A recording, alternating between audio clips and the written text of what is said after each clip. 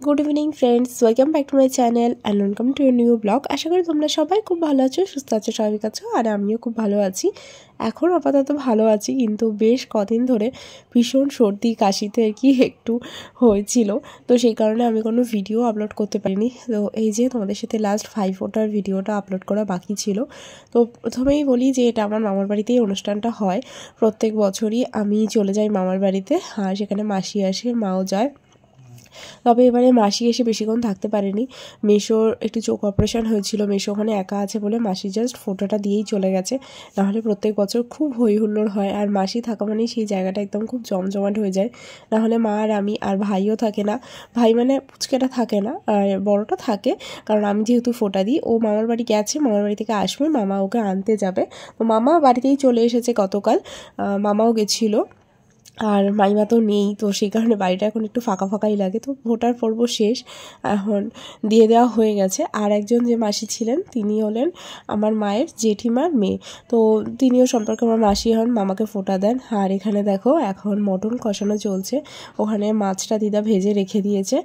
দিদা মাই সকাল থেকে উঠে মোটামুটি করছিল, আমি মটনের দায়িত্বটা নিয়েছি। সম্পূর্ণ রান্নার দায়িত্ব থাকে মা, মাসি আর দিদার ওপরেই, কিন্তু মাসি যেটুকু পোর্শন করতে এবছর পারেনি, কারণ ঘরে করে এসেছে, প্লাস মাসি আবার মেসো ওখানে একা আছে, চলে যাবে, তাই সেই কারণে ওই মটনের দায়িত্বটা এবছর আমিই নিয়েছি।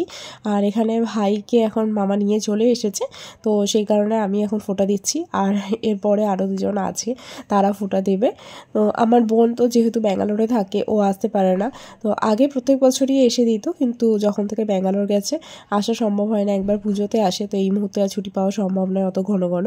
তো যাই হোক, এখানে আরেকজন দিয়ে দিচ্ছে, আর আমি এদের মধ্যে থেকে সবার থেকে বড়, তো সেই জন্য আমি প্রথমে দিয়ে দিলাম। আর ওর সামনে দেখো, ও যেগুলো খেতে মোটামুটি ভালোবাসে সেগুলোই ওর সামনে দেওয়া হয়। অনেকের বাড়িতে অনেক নিয়ম থাকে, কিন্তু আমরা ছোটোবেলা থেকে এইভাবেই ফোঁটা দিয়ে আসছি, তাই আলাদা করে নতুন কিছু আর আমাদের নতুন যে ট্র্যাডিশন চলে বা সেই হিসাবে অনেকে অ্যাড করে, কিন্তু আমরা সেগুলো অ্যাড করি না, কারণ এইটুকুই আমাদের চলছে, তো এইভাবেই দিই।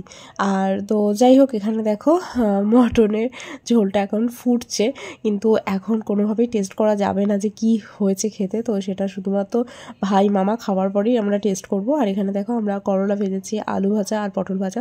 মামারা বেশি খেতেই পারে না, তাই খুব সিম্পলের ওপর রান্না করা হয়েছে। এখানে মাছের মাথা দিয়ে ডাল হয়েছে, আর এখানে একটা মাছের কালিয়া মতন করা হয়েছে, আর এই যে মটনের ঝোল তো দেখতেই পাচ্ছ। আর তার সাথে রয়েছে হচ্ছে সমস্ত খেজুর দিয়ে চাটনি, আর এখানে ফ্রায়েড রাইস, আর তার সাথে তো এমনি পায়েস তো আছেই, কারণ পায়েসটা হচ্ছে মাস্ট, পায়েস না হলে হয় না আমাদের। আর এখানে তারপরে আমি চলে এসেছিলাম বিকেলবেলা বাড়িতে, কারণ আমার একটা কেক ডেলিভারি করা ছিল। তো আজকে ব্লগটা কেমন লাগলো তোমরা কিন্তু অবশ্যই জানি।